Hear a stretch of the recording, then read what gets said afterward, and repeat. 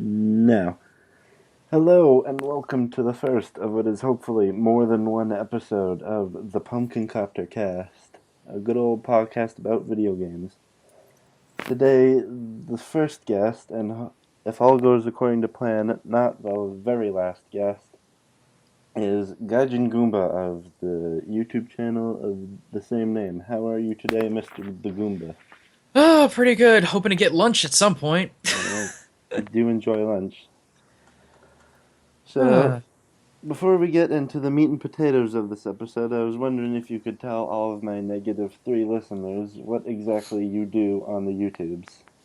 well, on YouTube, I talk about multiculturalism through, for the most part, video games, but also through things like anime, sometimes current events. It just kind of depends. But my number one goal is to get people interested in understanding just the different aspects of the world that we live in through a medium that they could naturally enjoy, a process called tangential learning. So I've been trying to capitalize that on 3 years, and it appears to be doing some good. So, what game or series of games would you say first got you inspired to examine the cultural origins of video games in general? Really, it was like boiled down to Mario 3. That really was the catalyst game in a lot of ways, mostly because people would always look back on it as like the best NES game ever. So there was a lot of parody content made about it, and people always made fun of like the Tanuki suit and whatnot. And it kind of bugged me because after having experience in Japan, I was like, no, it's really not as messed up or weird as you guys are saying that it is. It actually makes a whole lot of sense if you put it in the correct context. Um, so that was one catalyst. Another one is it was a series. It's a series called Galgun. It's been going for a couple years now. The second one is going to be released in the U.S. sometime soon. I think in August, and completely untouched, unedited, uncensored, etc. And it's going to be interesting how that goes. But it's basically a rail shooter in a Japanese high school, and the game is just insane. But there were a lot of people that took it really literal. There were a lot of people that were like, "Oh, this is promoting like really bad underage stuff," and my very first video was basically trying to explain why there was so much focus on high school when it comes to Japan's pop culture. So I don't know. Some people agree, some people disagree. It's kind of a hot topic. With the second game coming out, it's going to be another hot topic. But risky things are worth talking about. Risky things are worth debating, and that's kind of where I got my start. Is I wanted to actually talk about these aspects of games that people would dismiss or they would parody or something like that, and try to explain that no, it actually makes a good amount of sense. Oh, it was very interesting. So, with a little bit of backstory on my co-podcaster, I figured we could move on to the main topics, which Okay. even though it happened quite a few weeks ago, I feel like there's a lot of goody goody gumdrops that happened at E3. And Hmm. let's just go to the one that I pretty much paid most of my attention to, the new Legend of Zelda. I mean, Right. I know a lot of people have talked about this, but a fully open world Legend of Zelda. My goodness, when I saw the trailer and I first heard that you can like go to almost any dungeon in any order, I'm like, my goodness, is that exciting? Hmm. It's interesting. Like I'm in the camp that is all about open world and whatnot. Um, because I like having the options pretty much. Mm-hmm. And I think as a culture, we in the North Americas, as it were, prefer to have the most control possible. Um, so I think it's a good step in the right direction. It's funny because if you look at the Japanese title, it is identical to the title of the original Legend of Zelda in Japan, and I think that's kind of what Nomura's going for, is kind of a return to form when it comes to here's this big giant world. We're not going to tell you anything about it, but go have fun and figure it out for yourself. And I'm into that but I know a lot of people aren't. I know a lot of people aren't for reasons involving the Zelda formula, and people just like the Zelda formula over and over again. I'm personally kind of tired of it. I think it's kind of hit a pinnacle of what it can do with the tools that it has. And then I've heard from some people that they don't like it because they would prefer a linear experience. They would prefer something that was either formula driven or quote story driven. And I can kind of understand that. Some people just want to sit down and play a game. And they don't want to have to think about, oh, what's the most optimal weapon? Oh, what clothing do I need to go to what location? Oh, what rune do I need to have for this particular situation? And I can understand that. I can understand the frustrations of having to stop the gameplay in order to do some minute thing in order to accomplish that. But, I mean, the counter argument I would have to that is, well, I mean, in Ocarina of Time we did that. We had to put on the red tunic for freaking Death Mountain. We had to put on the blue tunic for any time we were going underwater. So I don't know. A lot of people are excited for it. I'm excited for it, but we're gonna see how the response really is when it comes to the actual game because it is such a departure. Yeah. Uh, I think it has the potential to be something quite special, like you said.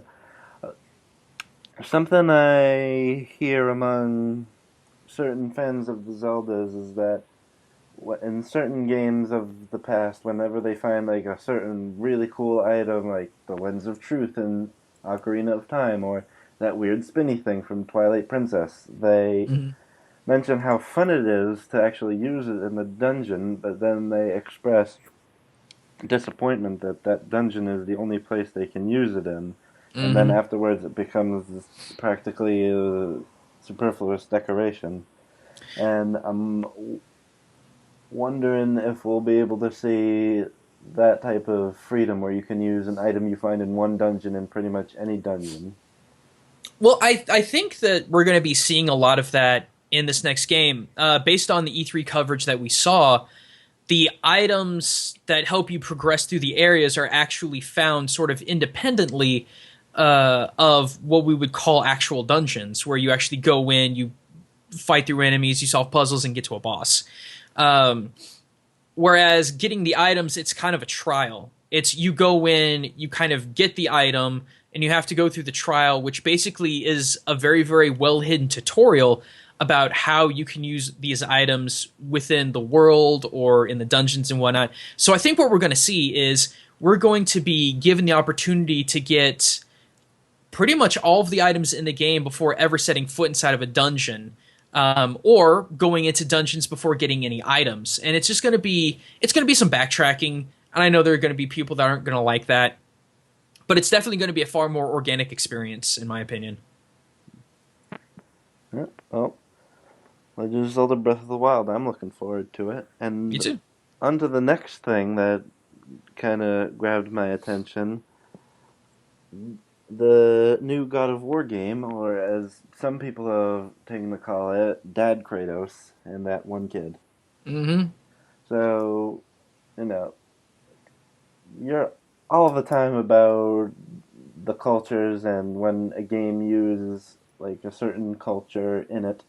And so, just what exactly were your reactions and thoughts when you realized that they're going like completely away from Greek mythology, since Kratos literally killed all of them, to Norse mythology? I like it. I actually am looking more towards this version of God of War than any other version of God of War. Period. Um, Mostly because from what we can tell, Kratos is a little more grounded. Like for Kratos to be an amoral jackhole, basically, to do all of the unspeakable things that he did, it makes sense in a Greek tragedy for that to happen. And when I saw that in the first one, I was like, okay, I get it, I get it. Then you kill Ares, and then it's like this kind of very melancholy, bittersweet sort of thing. And then he tries to kill himself, and I'm like, okay, this is very Greek tragedy, and I get that. And then the next two games are just I just don't get him. I don't get him as a character. I don't understand his motivation. I don't understand what he's trying to accomplish. Because all I can understand is that he's just this giant rage machine that has no plan or purpose. But the gameplay is really good. Yeah. So I think that when it came to God of War, people were like, okay, well, we like the gameplay, so how can we extend that because people want more of it, and it's just like you're gonna have to sacrifice story for it. But this game breaks away from a lot of that. The combo is still there. It's just the way you combo is different. The combat's different. It's more over the shoulder, which I kind of like. I like that you could believe that this Kratos is a dad. Yeah. Like the Kratos of the first 3 or 4 games, I didn't believe for a second really cared about his family.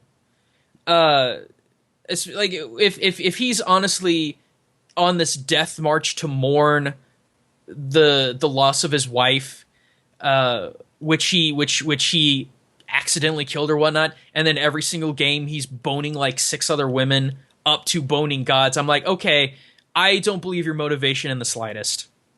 But again, people don't play the game for the story or the motivation. They play it for the combat and the ability to feel like a badass. I get that. But I think for the first time with this new God of War, it actually is going to have a much more well-meaning story. Kratos is acting like a dad, and people poke fun at that, but I actually think that's super important. Um, Kratos isn't killing things because it's an easy alternative to doing something more difficult.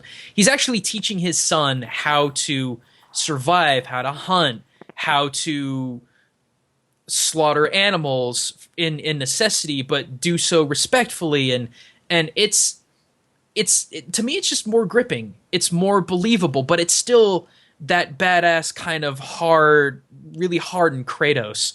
So I actually look forward to this game more than any other game in the entire franchise.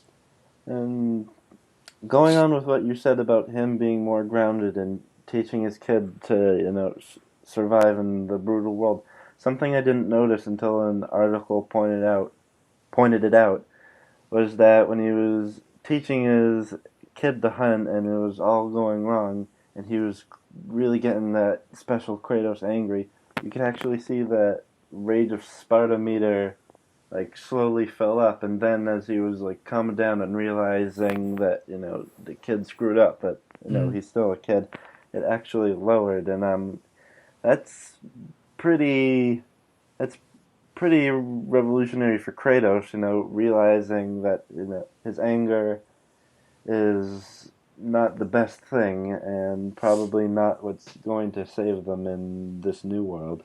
Well, that's what I mean by this Kratos is far more human and far more relatable because people have their limits. I understand that. There are things that will trigger anger in people, but decent human beings also know when to stop and assess the situation and figure out what's going on. A good warrior, in my experience, is not fueled by anger and rage. That actually gets you killed faster. A good warrior knows when to stop and assess and think and breathe and understand what's going on. And so does a good father and a good family man. A good father will understand when they need to give their kids some slack because they're inexperienced and they have to figure things out. But at the same time, when the kid really screwed up, Kratos let him know. But in the worst part, when what was it? I think it was like a frost giant or something that they were fighting.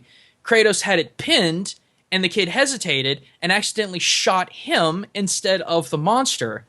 And at the point where you'd figure being the unstoppable rage monster that Kratos is, that's when he would freak out the most. That's when he was the most calm.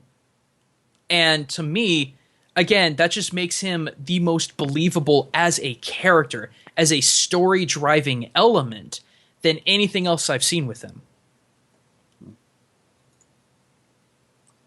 Yep, and just the last bit of talking about we'll get for God of War 4 is that at the very end of the E3 trailer, when they finally find that giant, I think it was a moose, like when his kid just like shot it and the thing was breathing real heavy and on its way out, and like gives him the knife and tells him to finish the job, and Mm-hmm. the kid who I think anyone who knows like body language and facial expressions can tell has never really killed a thing before, or at least never gotten up close and personal. But I really like that. There's that Kratos didn't yell at him. He didn't like smack him or just like tell him he was terrible or anything. He actually Mm-hmm. just he grabbed his kid's hand so that in a sense they were both plunging the knife into the thing's heart at the same time. So Mm-hmm.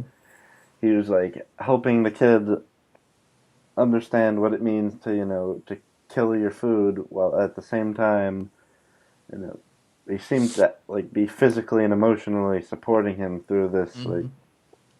thing he's never done before, which I thought was really neat. Well, and that's kind of another thing too. It's like would the old Kratos be that understanding? Probably not. When no, he wouldn't. He would just get Kratos killed, murdered people for things that they would just outright give him. I remember that another YouTuber that I am fond of, like the moment of outrage he found at Kratos was in God of War 3. I don't know that Kratos actually used a like completely innocent slave girl as a wedge to like solve some type of shifting gear puzzle, and Hmm. that at the end Kratos didn't seem to care at all when the girl was literally crushed to pulp. Yeah, that's why I hate Kratos. Yeah, That's why I'm so excited about this new game because he actually will have humanity attached to him. Like I said, the first game it makes sense because he was slowly spiraling into this out of control rage monster. He understood that and then attempted suicide because of his actions. That's a good Greek tragedy. But when you keep going with it and don't have any point to it, it doesn't matter. What was Kratos' ultimate goal in 2 and 3? Was to kill his father. Why? I guess because he screwed him out of something. I don't know. in God of War 2, they didn't really do a good job explaining it because Zeus stabs him right through the chest with his big old sword. Mhm. Kratos goes to hell, literally crawls back out again, and he's fine. And somehow he wants to go back in time to stop himself from getting stabbed in the first place, despite the fact that death doesn't really seem to care very much. I mean, it doesn't matter. Yeah, Like and granted, like I said a couple times prior, people don't necessarily care that much about the story. They care more about being a badass in the gameplay, and that's fine. Um, but if someone ever came up to me and said God of War 2 and 3 had like the best story ever, I would disagree wholeheartedly and strongly. mm-hmm. But it's like, give us reason. If you're going to have a narrative, at least try to make the narrative good. Otherwise, be understanding of what you are and just kind of go on with it. Like the whole having one of Neptune's hot chicks. I don't know if she was a slave or if she was like a concubine. I don't know what the situation was.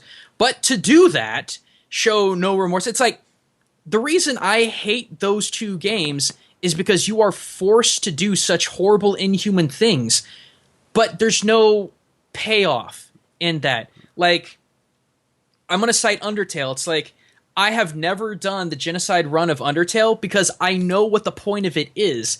It's to test you and challenge you to tolerate the draining of mass slaughter of innocents and whatnot, and I can't get behind that.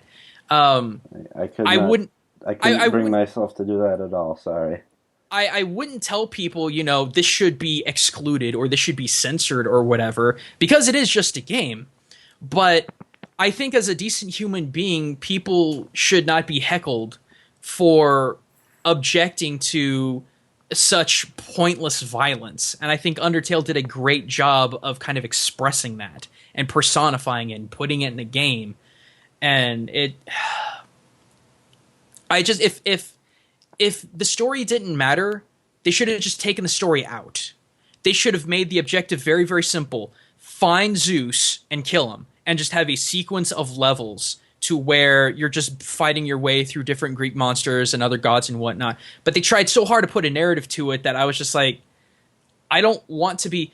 the idea of Kratos is for guys to be like, I want to be that. I want to be this unstoppable, hulking, just death dealer, etc., etc. And it's like, but is there any more to that? Do you want to be anything more than that? And for me, yeah, uh, there have been lots of times where people in or protagonists in games have been unstoppable, powerful people, but they had an objective and they had a goal, and even though they may have been a little amoral, you could kind of understand why they were doing some really terrible things. But in the case of Kratos, it's like his motivation is so muddled and so unclear that it just became uncomfortable for me. So I guess that's all I can really say about it. I thought the first one was great. I thought the other two were just as good, or rather, the other three were just as good combat wise, but the story was exceptionally lacking. The motivation was exceptionally lacking. And then when it comes to the one that was announced in E3, I am all for it because they finally made Kratos a human again. And on to the part of E3 that I'm obviously excited because I was drip fed the stuff since I was probably 8. Mm-hmm. Pokemon Sun and Moon, which Mm-hmm. I know from some of the videos you've posted recently that you also are looking quite a bit forward to. And before we get into the main of it, I gotta ask you this essential question. Are Mm-hmm. you team Litten, Rowlet, or Poplio? Probably Rowlet. And it's not because of like appearances or anything like that, but I've always chosen grass starters. Like it's just been my thing. Um, like the Bulbasaur family is my favorite family of Pokemon. Period. So Rowlet could have looked not adorable and just been like ugly or something like that. I'd still pick it, just because grass types are one of my favorites. Um, it's kind of sad though that people like initially. Here's the thing. There was a lot of buzz on the internet about everyone picking on Poplio. Poplio. That's right. I want to make sure to get that name right. And I'm like, I never once saw anyone really rage against it. Like Twitter was really alight about, oh, everyone's picking on Poplio. Why is that? I'm like, I've not seen that at all. And that leads me to believe that that may have started on like Tumblr or like a subreddit or something like that. But I don't know. I don't get why people are so enticed to become angry and to draw lines. It's kind of like how Pokemon Go is. It's like I'm Team Instinct, and a lot of people give me crap for that, and I'm like, okay, I like electricity and I like Zapdos, and I personally act more on instinct than research or like this giant sense of right or anything like that. So I felt like it worked out pretty well, and it's irrelevant anyway. But the internet has gifized and memed all of this hatred, whether it's for lulz or not, against Instinct or Valor and Mystic just kind of going at each other's throats or whatever. And I just think it's dumb. And maybe I'm looking hard. I hope I'm looking too hard into that, and I hope that the majority of all of this hate is just made up for the sake of humor. It probably is. That's what I'm hoping. But at the same time, it's like people are just really easy to kind of take each other apart, and I can think of so many more important things to be upset about than Pokemon starters or Pokemon teams or anything like that. So, And even though this is old news by this point, Pokemon Sun and Moon's new part of the world, the Alola region, based mhm. quite face-punchingly obvious on Hawaii, and I think I've never been to Hawaii, but just seeing the screenshots of the player characters walking around and the Mhm. people, and like just the amount of lush greenery that is there, I feel like they're doing a pretty good job capturing a lot of what makes Hawaii Hawaii. Mhm. No. Mm. I'm a lot of people have been asking me to be really speculative about Sun and Moon, and I actually did do that. I made a very speculative video. As soon as it was announced, I made a speculative video, and a lot of people got mad because it's like, oh, this is a clickbait. And I'm like, no, it's just a game theory, dude. It was just, I don't know. People, I'll say this right now: if you have a problem with clickbait, be sure not to be one of the reasons why it still works.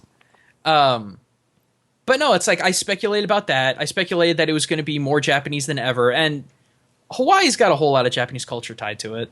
Granted, Hawaii's got a lot of its own culture, which I'm already seeing, and I already do want to talk about it, but I don't feel like I have enough information yet to really talk about it. I want to get that game because I want to analyze not only the Pokemon in it, which I've already started to do, but also check out land masses and whatnot. I did a video talking about Pokemon X and Y and the French connections with it. And I had a lot of fun doing that. And I found just as much with the architecture and the geography to do with France than the Pokemon. So it's just going to take more time, but I'm definitely interested in it. So, with this new region, do you think we're going to see a lot of new Pokemon that look like they naturally fit in a tropical environment, or do you think we're just going to see random new types that don't fit in with the setting very well? Because in Pokemon X and Y, a lot of the new Pokemon that were introduced seem to fit very well into the very, very French Kalos. Sure.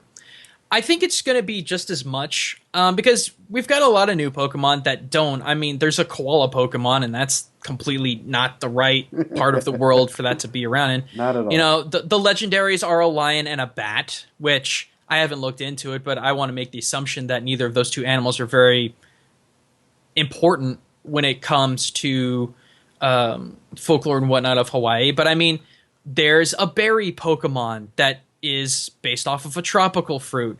There is a Pokemon that is very reminiscent of a mask charm of Hawaii. More into that later. So I think it's gonna be just like X and Y, that there's gonna be a healthy blend of cultural relevant Pokemon, brand new Pokemon that are just kind of independent, and probably new Pokemon that have cultural origins in from other locations, but are put in this Hawaiian sort of location. I'm looking forward to that. Mm-hmm. And now we can move on to the last topic that's probably going to take up the remainder of the time without any of us consciously trying. Little small independent app you may or may not have heard of, known as Pokemon Go. Mm-hmm. Which is, in the few days since I've got it and started playing around with it, has gone from just a small thing to just a huge explosion. Like, in my town, and some of the nearby towns when I was, on my way home, I saw that in the campus building one of the campus buildings to my college that I go to, there was a gym, and I was thinking, oh, maybe I'll try and take them to the gym. And as I was walking, and once I got to the entrance of the building, which is where the gym is, there were 4 people. They were like, hey, are you playing Pokemon Go too? Yeah. And then, in the course of like 2 or 3 minutes, they told me that not only they're playing Pokemon Go also, but they just started hanging out because they saw each other playing Pokemon Go. Right. And that's happened in the other 2 neighboring towns near my neck of the woods. That people are just playing, strangers telling people what all the best places to go. I remember there's a place in one of my neighboring towns near the ocean, and I saw these 2 guys playing it, and they were like, and they didn't know me at all, but they were just like, dude, right here, this place where we're standing is the best place to catch a Squirtle, and just random people being so nice to each other, and that's quite a shock to me. That's been the consensus, I think, of everyone that has touched on the topic, myself included. My video that I did about Pokemon Go and basically why I took over the world had so much to do with the game itself is not good. No, Um, no, no, the no, no, game, the no. game. I mean, granted, it's buggy. The GPS is pretty wonky from time to time. The servers are really sensitive. They're easy to hack. Um, Another problem that I found that not a lot of people are talking about, but I actually heard this from Boogie2988, and he's right, is that when it comes to in-game, the game will pressure you more and more to buy specifically Pokeballs because the higher you get in level, the more items you get access to that you don't necessarily need. Like you don't need 50 revives, you don't need 50 hyper potions. And the higher up you get, it's whenever you go to a Pokestop, when you're low level and go to a Pokestop, it is either balls or potions. Mm-hmm. Maybe revives, maybe eggs. Let's go. When you're like at level 20 where I'm at, it's you can get regular Pokeballs, Ultra Pokeballs, Great Balls, regular potions, super potions, hyper potions, revives, eggs. Jeez. There's so much extra stuff that you're gonna eventually run out of Pokeballs simply just because of how the equation's gonna work. So that really sucks. Like I've had to drop $30 on the game already just to keep up with having enough regular freaking balls in order to keep playing. But all of that aside, it's a miracle worker when it comes to socialization.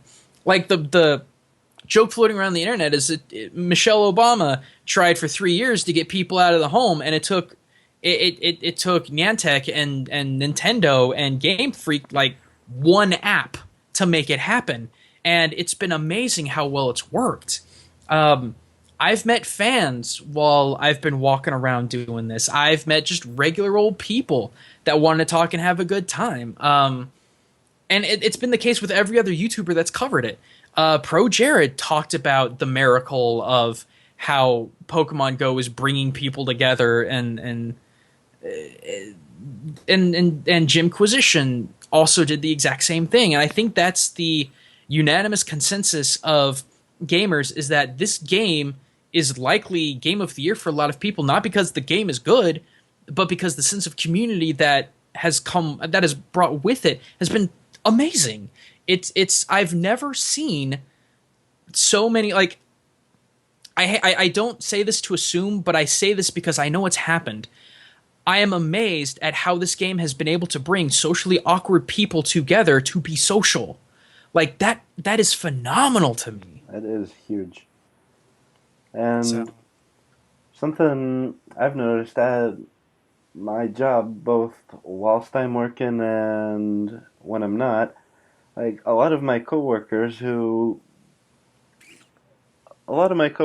aren't exactly as enthusiastic or hook their veins up to video games as I am, and mhm. just something I've noticed is I think last week or 2 weeks ago, I noticed where people were talking about Pokemon Go. They weren't just talking about it like, oh, it's Pokemon Go. That's certainly a thing that happened.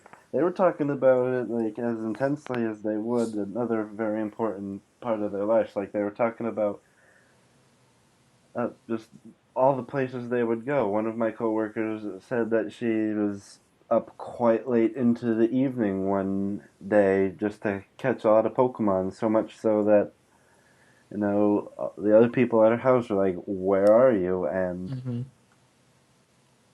like, I know because this is the first generation, because we got to start somewhere. But a lot of my coworkers, I didn't realize they grew up with, you know, like the first like few seasons of the show. But like, I think as soon as they started catching a lot of the Gen 1 Pokemon, it brought it back when they were talking about like the show, and they seem to be talking about it real fondly. So it's not like Pokemon Go seems to not only be getting people enthusiastic about Pokemon right now, but it seems to be almost bringing up people's like almost forgotten enthusiasm about Pokemon and injecting a little bit of fresh vigor into it. Sure. I mean that's been the thing when it comes to Pokemon is that it was such like the phenomena. when it came around was exclusive to the younger generation. It was exclusive pretty much to kids. Adults Hmm. didn't get it because older people get set in their ways and they don't think about, well, a lot of them don't think about, how this will affect things. But I mean, everyone who looked at Pokemon Go when it was first announced should have thought to themselves, yeah, this is going to be a really huge deal, especially because it was first generation. Because the people that grew up with gaming are now the adults. They're the ones that not only have the money but also have the influence. So I mean, I think Niantic knew this when they were starting to design the game, because all of the Pokemon trainers look like they're in their mid-20s. And they knew that this was going to be the audiences that was attracted to it. Now, that's not to say that kids aren't playing Pokemon Go. And when I say kids, I'm talking about like 13 and under. But you can tell that they were banking off of the older market, which again is why I think they went with Gen 1, is because they wanted to go after the adults that had the money now, that had the jobs, that had the stability, uh, and tap into their nostalgia. I saw a video the other day of trying to explain why nostalgia is such a powerful tool now more than it ever has been.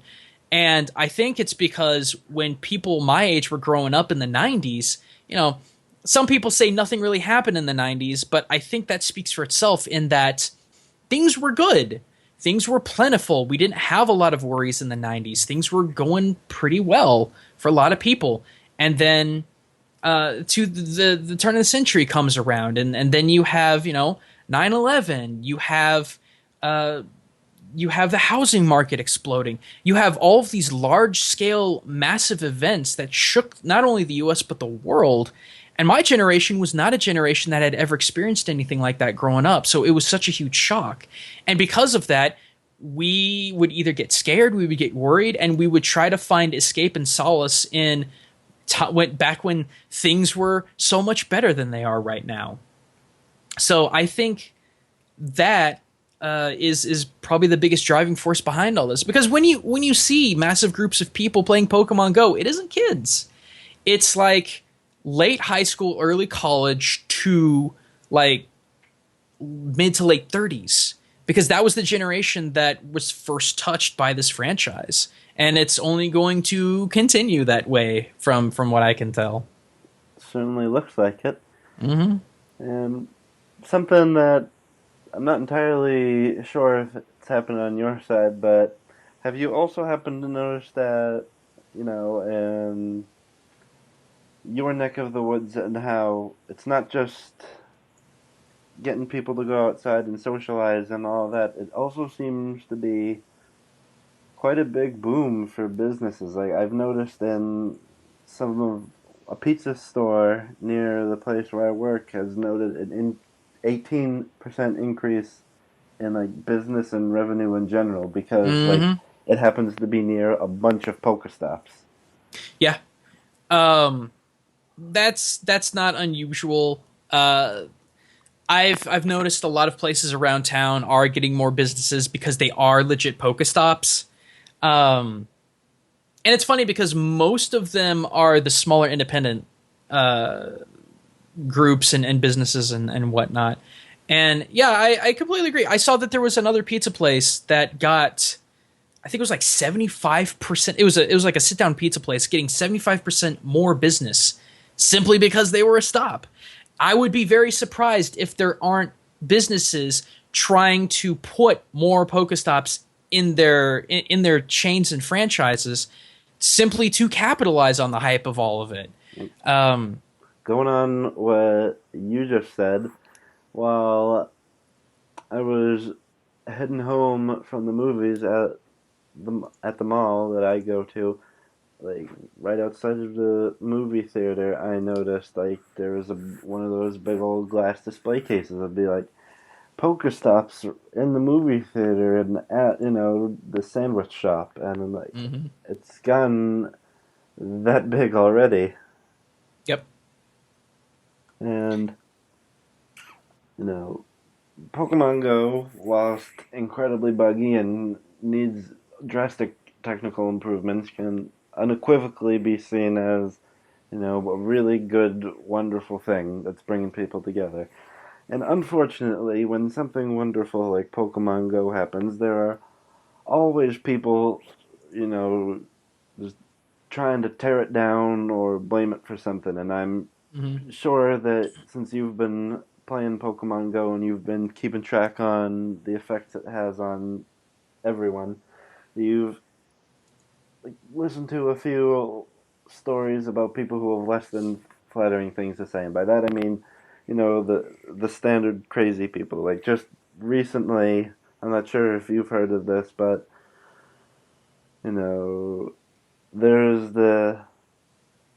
this I think 15-year-old girl who just for the record she's fine. She's very slightly injured, but she'll be completely fine. Who was just walking, across, I guess, the highway, Hmm. and unfortunately, as it is too disturbingly common, a car just goes and just, clocks her. Yeah, And because that's why you don't walk in. This drives me crazy. I uh, saw that. Peanut Butter Gamer actually did a video using that exact clip, and this woman went back and forth saying stuff like, "Oh, the game pulled her onto the highway," and I'm like, just shut up. like, Like, I have no tolerance for stupid people. I yeah, have for considering the work that I do and me wanting to try and talk about as much different cultures as possible. There is no like it's Ron White. It's how Ron White said, "You can't fix stupid. Stupid is forever," and it drives me crazy because it's like it's okay to make mistakes. You can do stupid things. I've done stupid things. Um, but the difference between being stupid about it and being mature about it is owning up to the fact that you messed up. And for the people that have dumb things for the sake of getting Pokemon, I know that Alochi, in her hometown, there were people that broke into a zoo at night oh because jeez. there was a Pokemon in that location, and they're like, "Oh, we don't have any regrets, even though we broke the law." I'm like, "You're stupid. Quit it." I'm tired. I'm so tired of people getting coddled and protected from themselves essentially. And it blows my mind why people are getting away with this. Um like case in point, yesterday I was doing a one-on-one call with someone, and I saw that there was a haunter that was nearby, and I'm like, "Oh crap, can I go get that?" And this person also played Pokemon Go, so they understood. They're like, it's okay, I need to go to the bathroom anyway." So I went and looked around. Apparently, this haunter was in a wooded area marked off by barbed wire, and it said "Do not enter." So I didn't enter. It's not hard. Did I miss out on something that was kind of cool? Sure. But I mean, it's just a game. It's not worth walking onto a highway. It's not worth walking off a cliff, which has also happened to people playing Pokemon Go. Pokemon Go, at the very beginning, after the Niantic logo, it says, "Be aware of your surroundings." Like, there shouldn't be, there is no reason why this game should ever be attacked legally or otherwise, because not only is it common sense, even though I know we're short of that with this generation of with people, common sense dictates to not go places you're not supposed to go. It doesn't matter how rare the Pokemon is. But two, the game outright tells you to be mindful of where you are and what you're doing. If you can't, if you don't have the sensibility to not have common sense, and if that opening screen can't save you, there's no hope for you unless you step up and tell yourself, "I should not do stupid things," and then don't do them, and then everything's fine. It's just, it's such a point of contention for me, if Like, that isn't obvious enough. yeah, like, this, that clip of, you know, at times justifiably concerned mom who was just blaming the Pokemon Go app, specifically for what happened to her daughter, Mm-hmm. even though that's Mm-hmm. not what happened. This makes me particularly angry too, for two obvious reasons. And that one, I am what the internets and the young people would call a gamer. I very much enjoy video games. It's my favorite entertainment medium, Mm-hmm. and I also happen to be a well, I also happen to be a soon-to-be teacher, and I work in a preschool. I work in a place where there are lots of families with kids, and a lot of those kids are playing video games. And just as you know, an educator and a person who enjoys video games, there's really nothing that makes me angrier than just even now when every source of science has told us otherwise, people still believe that video games are the cause of bad things happening to people and not the bad people doing bad things in the first place. Like this, video games causing violence or causing people to become, crazy. That's still a topic going on, despite the fact that, a lot of psychologists and scientists and all that have said several times, sometimes ad nauseum, that that's not video games don't cause violence. That's literally not how it works. And Mm-hmm. there are people still doing that. Like going off what you said about Peanut Butter Gamer, he showed I think some type of church talk show of some kind about you know Mm-hmm. these two guys, these two less than informed individuals, let's put it politely, saying about the the tired shtick of Pokemon being demons, and how Pokemon in the churches are trying to corrupt the churches. And it just Mm-hmm. to this day I can't understand why that still happens. And Oh, I can tell you exactly why that's happening. please do. Um, the reason why. Okay, so here's the thing. There are two types of churches. There are what I would call legit churches that do what they say they do, and then there are large scale churches that they make a lot of income. These are like the Bible Belt, 200 like 20,000 person sized congregation and whatnot. There are unfortunately a lot of people in my belief that that go to this place because they want to be told what to do and what to believe, and to be told that they are correct in believing and thinking what they believe, yada yada yada.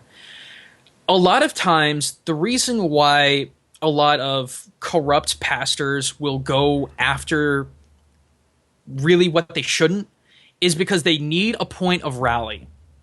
I've seen this happen in churches. Physically I've seen this. Um, they want their congregation to feel good and to feel whole and to keep supporting that church. So they're basically they're kind of doing. I hate to get political. Actually, I'm not going to say it because I really don't want to take it to that level. But it's a manipulation point. Um, that which people don't understand, people will typically react negatively to. Anyone who ever saw X-Men in the 90s has heard over and over again, people fear what they don't understand. And it's true. People are typically afraid of what they don't understand. And a lot of people, instead of making the attempt to try and understand it for what it is, will default to, since I don't understand this, it is bad because I don't understand it. That's like the whole premise of all my content, is to get people to understand that which they don't understand so that they don't have to be angry about it. You can disagree with it all you want, but don't be mad about it because you don't understand. Be against something because you understand exactly what it is and you stand against it. It's okay to be that. Just don't be stupid about it, don't be aggressive about it, and don't hurt people over it. And in the case of Pokemon Go, I mean, I saw this growing up as a kid. I saw pastors, and it's not just like Christianity either. It's a bunch of different religions and beliefs that are not, how can I put it? They're just kind of corrupted offshoots of what they're supposed to be. And they're like in the beginning, they're like, don't let your kids play Pokemon on the Game Boy because it's teaching them demonic practices and control over things. And I'm like, no, it's not. And my father, who went to seminary, was like, no, it's not. You keep playing your game and have fun. And I'm like, thank you, Dad, for having a stable mind. Like, I've seen, and it breaks my heart because I've seen people online going after churches in general because of a couple of minority pastors and congregations that are like, oh, Pokemon's evil, yada, yada, yada. I promise you it's not the majority. The majority of them have actually been embracing it because a lot of churches are Pokestops and gyms and whatnot. I've seen churches be like, stay hydrated, and like they'll give people water. They'll give people snacks. I've seen it all over the place. So I guess the point I want to make is that the reason why we keep seeing uninformed people making these claims is either one, they really are that dumb, but most of the time it's a way to try and rally people together to keep them relevant, to get uninformed people together and rally in something that they all progressively hate. But that's a small minority. The majority is not like that. The majority of the people who have beliefs and faiths and all that look at Pokemon Go and they're like, okay, cool, it's an app that gets people out of the house. Okay, I don't see a problem with that. And that's the way it should be. It doesn't have to be complicated, and it doesn't have to involve religion. It doesn't have to involve politics. It's just a game. But because it's so popular, you know, I'm seeing tabloids going crazy with it. I'm seeing politicians going crazy with it and cracking jokes at players' expense, and it's stupid. It's just a game. But saying that at the same time, it's been a game that's done wonderful things, and it breaks my heart that we just can't unanimously, as a human species, come together and just understand that things like this are good. They've done good things. Granted, there have been people that would put down a Pokestop lure and mug people, but I mean, again, you have to be aware of common sense. Should you go to Central Park by yourself if someone drops a Poke lure in hopes of catching something rare? Absolutely not. Because you should have the common sense to understand that that is a bad idea to go to a place, or maybe Central Park's a bad example, but to go to a place at night, in the middle of the night, that is dark, that are probably not going to have a lot of people there. Just the last thing I will say about Pokemon Go is have common sense and everything's going to be okay. And that's a good way to end that, and we'll just move on to the last topic I wanted to talk about that came up, I think, for me, literally just yesterday, is that there's a certain video game featuring a certain anthropomorphic animal celebrated its 25th anniversary, and with that came quite an announcement in the form of Sonic Mania. I'm talking about Sonic the Hedgehog, for those of you listening who couldn't tell before. And have you seen the trailer for Sonic Mania? I have. And it seems that everyone in Team Sonic seems to have gotten just a little bit of an idea of what people want, since it's kind of going what people have said is the Mega Man 9 and 10 route, and just go back to retro styles with modern flavors. Mm-hmm. It's an interesting move. Here's the thing. This is going to be the most controversial thing that I will probably say in this entire recording, is that I believe that 3D Sonic games are actually better than 2D Sonic games. Really? And yes. Why specifically do you feel that way, sir? I don't want to get too far into semantics because I'm saving that for a video. But for me, individually, and again, all of this is individual perspective. 3D Sonic games broke the games down into Mach speed sections and platforming sections. Even in games like Sonic Generations, there was a fast section and then a platform section, and it went back and forth, changing perspective. In the 2D Sonic games, there were abrupt stops between speed segments and platforming segments. And if you want a good example of that, you can compare and contrast the first Sonic game with Green Hill Zone and Marble Zone. Green Hill Zone was all about going fast. Green Hill Zone should have been the entire game. Like all of the levels should be modeled after having the ability to speed run stuff.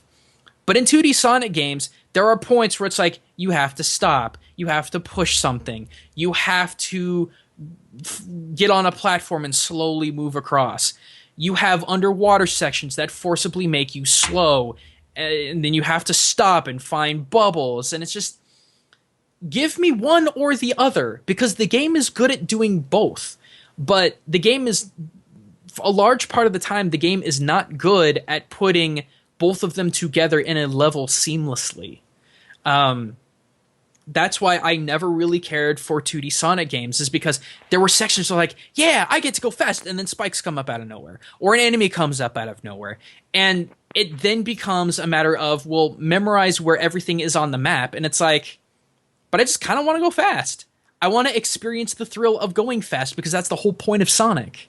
And if you can't go fast, it's just like it seems like kind of a waste of time when your game is advertised as go really fast and have all this freedom and whatnot, and you don't. Even in Green Hill Zone, it was like the first. Okay, so case in point, in the first Sonic game, the invincibility power up also sped you up. The first time you got the invincibility power up, when you hit it, there were 3 platforms just to the right of that had 3 pits. You are invincible, and the pits had spikes in them. So you can walk over the spikes while you're invincible, but you die regardless if you fall into a pit. So 9 times out of 10, when I got that, I started to speed up and I wanted to go fast. But you lose control of yourself and you start walking on the spikes, and then you walk off the spikes into the pit, and then you die. And I just felt like so much of 2D Sonic games were traps, where it gives you the illusion that you can go nonstop, and then you stop. Whether because you get hit because there's a cheap enemy there are cheap spikes there's a cheap pit there, whatever. Whereas the Sonic 3D games, it's like if you're in a mock section, yeah, there will be pits sometimes, but you're going to know where you're going. The problem that 3D Sonic games, in my opinion, had is that they were programmed poorly. Their physics were programmed poorly. If that fix was there, it would have been fine. Sonic Generations proved that because that was actually a well-created game. But then you have Sonic and the Hidden Rings, and then you had like Sonic Adventure 1 was okay. Sonic Adventure 2 was kind of weird. It's just pacing. I don't feel like 2D Sonic games have good pacing. I think 3D Sonic games actually do have good pacing as long as the physics and the collision are programmed correctly. Yeah. So, do you think that Sonic Mania will be able to be all of the good things that people remember from the classic 2D Sonics?